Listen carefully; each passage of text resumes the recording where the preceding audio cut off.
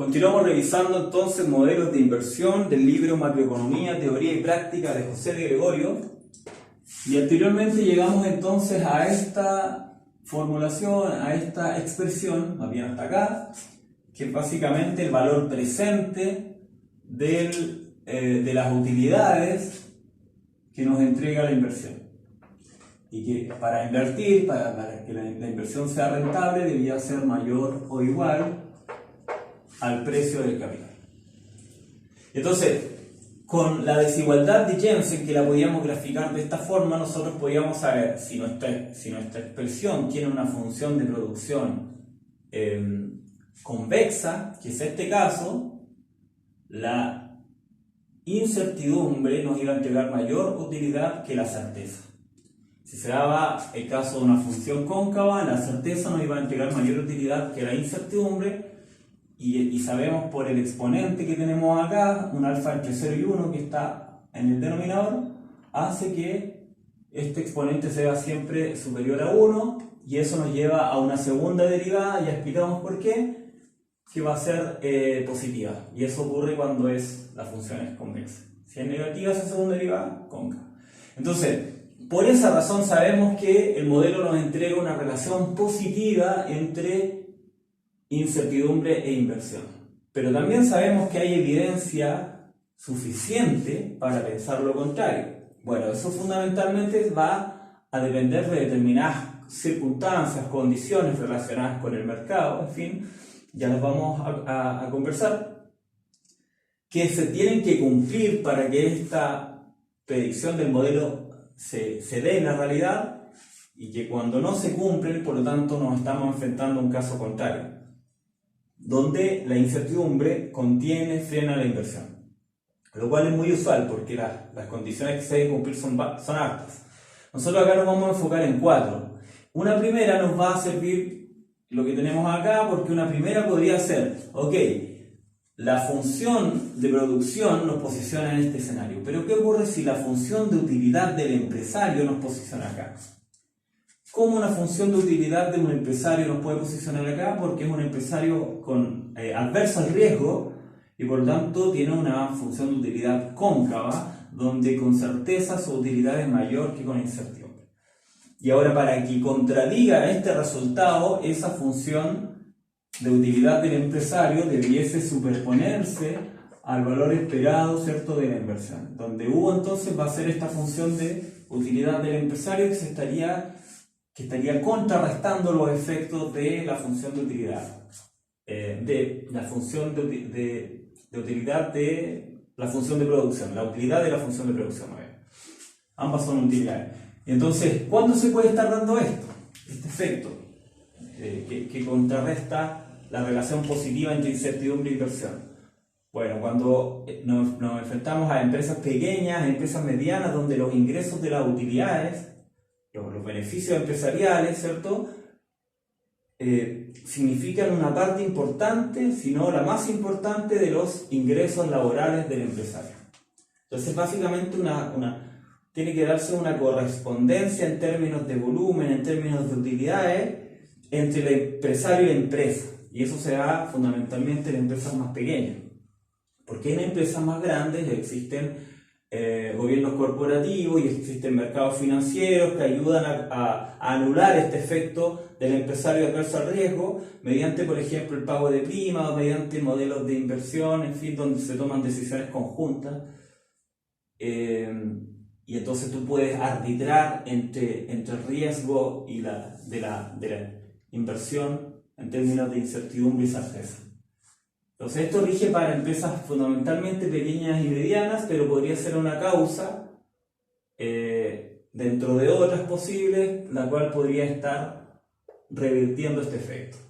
Una segunda razón podría estar relacionada a que el mercado no se encuentra en niveles de competencia perfecta, es decir, tenemos un mercado con competencia imperfecta, y cuando eso ocurre, las empresas vía precios no se ven favorecidas con el aumento de su producción, porque con competencia imperfecta lo que tenemos entonces es empresas que se enfrentan a una demanda con pendiente negativa. Entonces, los incrementos de producción no se ven favorecidos con incrementos de precios, sino que puede haber una caída de precio por la relación entre demanda y oferta con respecto al precio. Y como el precio es tan importante para que se den estos resultados, entonces con competencia imperfecta como una segunda determinante podría estar revirtiendo la relación positiva entre incertidumbre e inversión. Y esa se puede ver complementada también con los retornos a escala de la producción. Y los retornos a escala sabemos que son de tres tipos. Tenemos retornos a escala crecientes, constantes y decrecientes. Y eso lo podemos observar fundamentalmente en el grado de homogeneidad de la función de producción. ¿Y cómo sabemos que una función es? Bueno, sabemos que si nuestra función original es esta, nuestra función de producción, ¿cierto? Nosotros queremos testear la homogeneidad, sabemos que lo hacemos multiplicando cada uno de los términos con un lambda, que puede ser cualquier factor, siempre y cuando sea el mismo para ambos casos, y podríamos despejar la función y dejarla planteada de esta forma.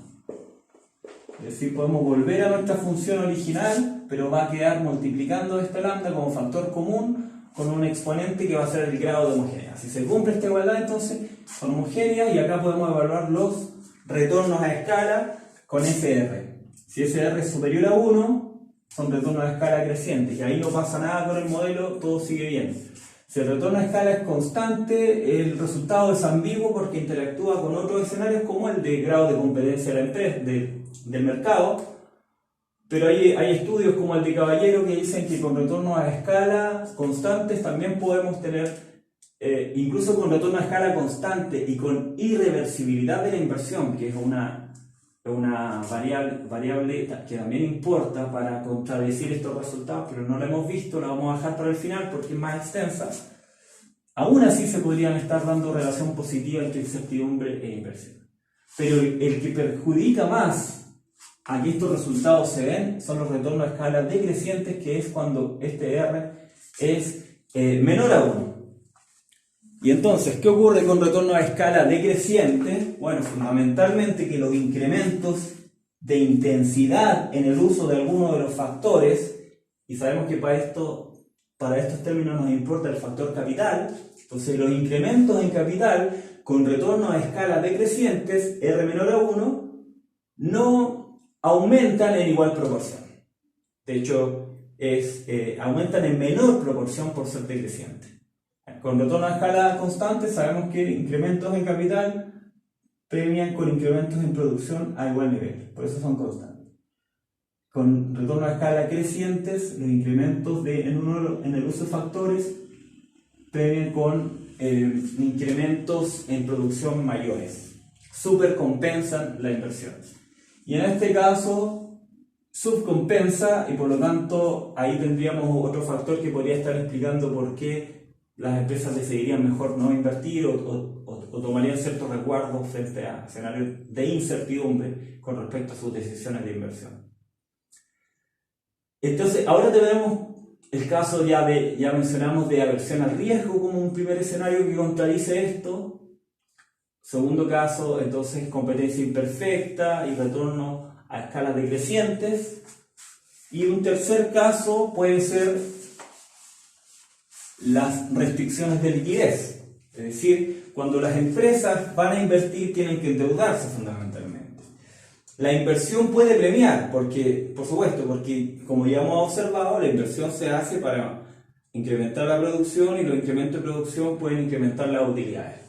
Pero para que eso se cumpla, es decir, y para que una empresa considere apropiado invertir, tiene que evaluar los plazos en los que esa inversión va a empezar a entregar retornos positivos que por un lado le permitan hacer frente a la deuda adquirida para invertir y segundo, tener un margen positivo, ¿cierto?, de ganancia.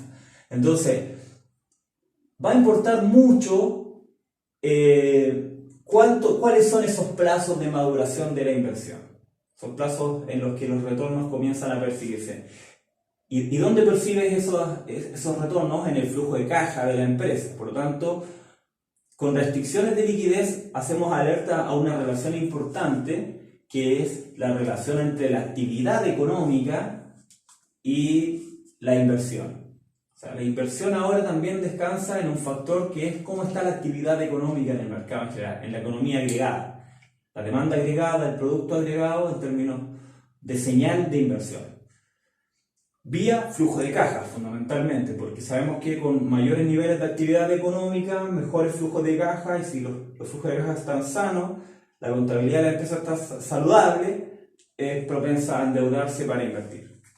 Y entonces, existe una teoría que es una formalización muy sencilla, que es la teoría del acelerador, que nos dice que no solo importa esta relación entre actividad económica, sino que importa la tasa de crecimiento económico, la tasa de incremento del producto, es tan importante, tanto o más importante con respecto a los niveles de inversión.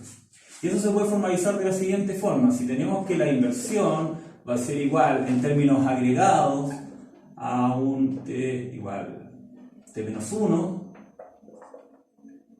de esto parte en T, tenemos un parámetro también en T, si T es igual a T, es 1, puede partir en 1, puede partir en 0, en fin, esto es un agregado de la actividad económica.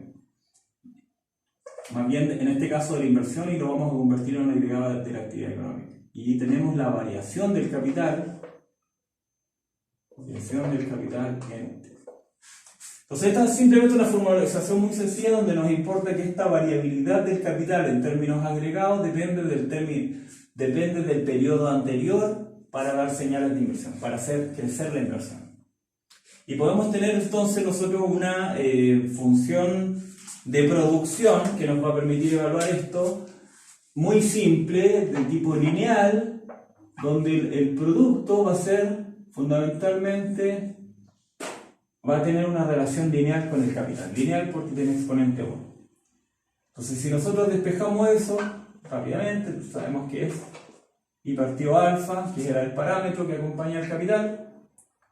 Y entonces ahora podríamos reemplazar el capital en el modelo, en esta formalización muy simple, donde, insisto, lo que importa es que hay un rezago. Lo importante es saber que esta variación del capital depende de los niveles previos de capital, y eso va a entregar señales de la inversión está creciendo, se está atascando o está reduciendo. Y eso va a depender a su vez, entonces, si reemplazamos acá K por I, vamos a tener en este caso lo mismo, T alfa. Bueno, y acá podríamos tener I partido alfa si lo hacemos directamente, pero incluso podríamos pasar el alfa para acá. Lo quitamos de acá, este K no va, el K lo estamos reemplazando, ahí, nos queda eso.